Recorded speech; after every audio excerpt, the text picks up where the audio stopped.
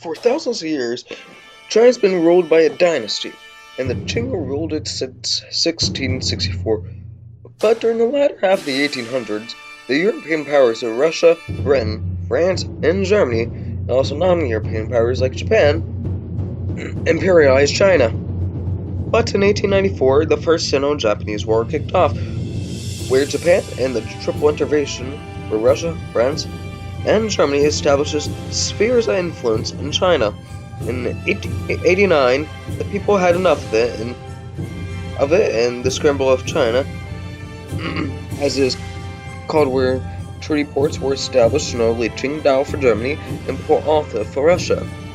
To simplify, the Boxers revolted, and the Qing sided with the Boxers in 1900. And South China broke away and sided with the powers of Europe. And the rebellion was crushed, with failures of reform. The Qing dynasty and in the 1900 reforms were opposed by the conservatives of China. During this time, it was a ticking time bomb, and it started in Wuchang in October 11th, 1911, with the new army, which was China's most modern army, and the Qing dynasty. They flipped sides to the revolutionaries and renamed to the Bingyang Army. Young Shikai led it. Remember his name for later. And this was a popular revolution. Warlords flipped, the Qing government followed, and in February 1912, first president of China, Sun Yat-sen, with the vice president, Li Yahong. Excuse my Chinese, I do not know any Chinese. In 1913, the first elections at the Kuomintang, or the KMT, who was China's Nationalist Party, secured a victory. And Yuan Shikai, who controlled the new army, he entered a power struggle with the KMT, and he assassinated Song Jiaoren and Che Mi, the founders of the Kuomintang. After he appointed 10 people and made a new constitution, which made him pro-dictator of China, unofficially. And in 1915, he took the nation and made the Empire of China. And Shikai didn't really care about his military. And the governor Yuan in 1915 revolted, followed by many other warlords. And the warlord era started. Yuan Shikai died and abdicated in 1916. We are going to skip to 1921, where the Chinese Communist Party was founded. And in 1923, Mikhail Bukharin consolidated the CCP into a force, and the CCP was originally a study group. After Sun Yat-sen died in 1925, the KMT split it into two factions, the KMT left and the KMT right. Later, the KMT right won out with Chiang Kai-shek as the leader. The KMT, although their setbacks when his power was curved in 1927, with the party meeting divided it more. Throughout, the Soviets and Russians supported the CCP with aid with firearms and cash. The CCP and the left faction of the KMT moved seats to Guangzhou and to Wuhan. The communist support was strong.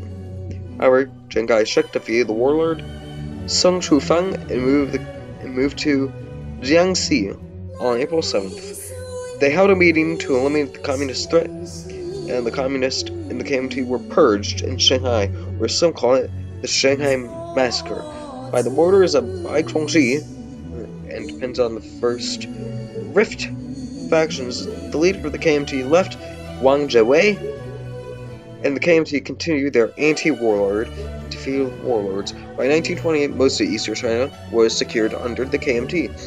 In 1927, operation at Nanjing led to the creation of the Red Army, not the Russian one, but the Chinese one.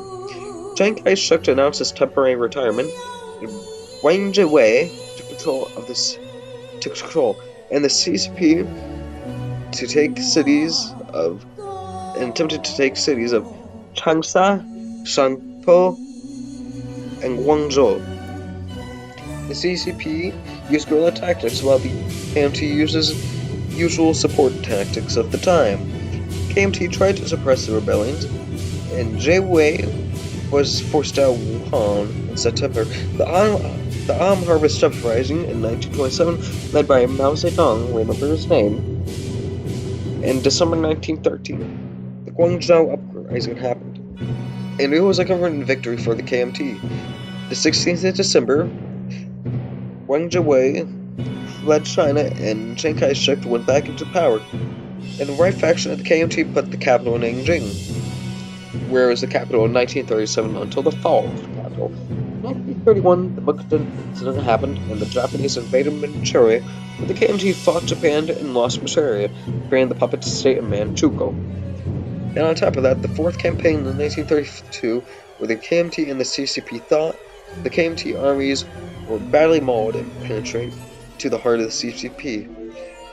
And with the CCP trying to break into CCP lands, in 1934 the Long March started and the CCP moves us towards Shaanxi. In 1937 the Marco Polo Bridge incident happened, and for World War II China has started.